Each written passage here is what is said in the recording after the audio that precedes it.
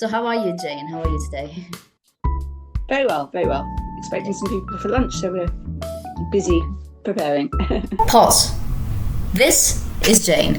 Jane has been a student at Dante in Cambridge ever since 2019. We just had to interview her. Let's see what she has to say. How long have you been a student at Dante? I first came in April 2019 when you had a free taster session, and I was a complete beginner. Right. And so I thought I'd just go along and see.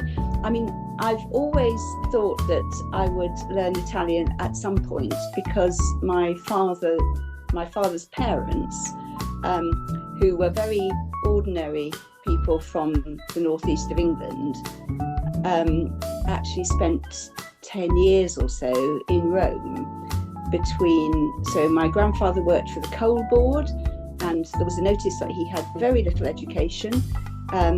He was a clerk in the shipping office for coal, and there was a notice on the notice board saying young men for our Rome office. And my grandfather thought, that sounds fun, and went. And then, so that was in 1925, I think. In 1926, my grandmother married him. My father was born in 1927, and he was called Geoffrey Romano because the people in the office thought that if you had a son in Rome, you ought to be called a Romano. So I've always thought that I would learn Italian at some point, and in retirement I thought I'd come and take advantage of the Dante thing. And then after that I did 2 week-long courses just to get me going quite quickly, because I'm a linguist myself. So my subject is French, and I speak very good French. Do you go to Italy often? No, that was not the right answer, I don't suppose. But no, we go to France a lot. We always have done. And I have very little understanding of Italy. I've been a couple of times to Venice. My father took us to Rome in 1964 or 5. And so we went to the lakes last September.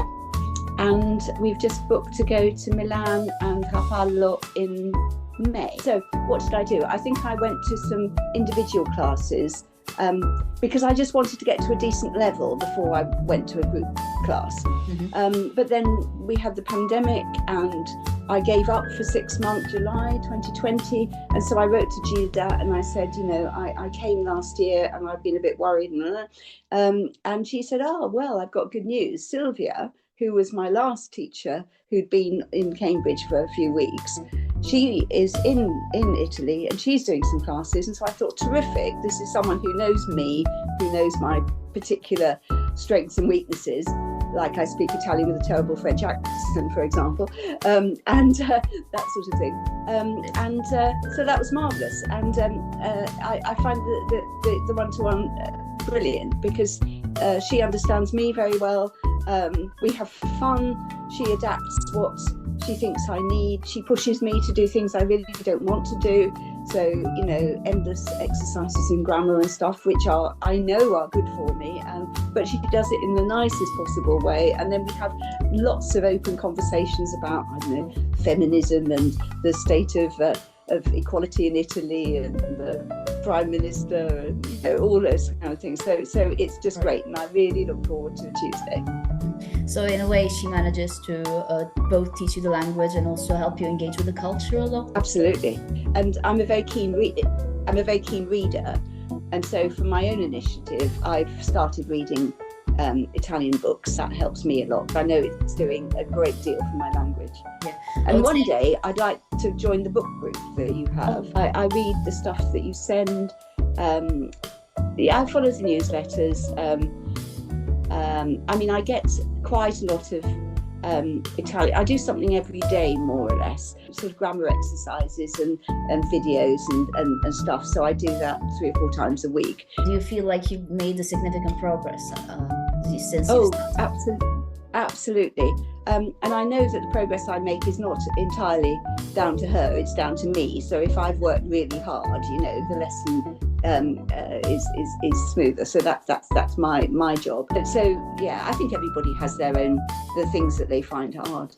2 or 3 weeks later, you think, oh, I can use the present subjunctive satisfactorily and that kind of thing. And it sort of becomes natural and automatic. That's the best moment. Mm-hmm. Would you say you're at the level when you sometimes you even think in Italian, you don't have to translate the sentence in your mind? Yeah, I think so.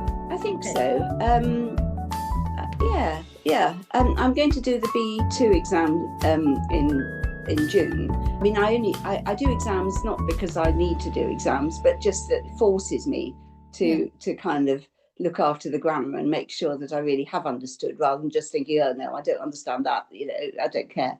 So it really makes you, focus and yeah. That's nice. Good luck with the upcoming exam then. Right. And finally, would you recommend, our Italian lessons to other students interested in learning? I would absolutely recommend them.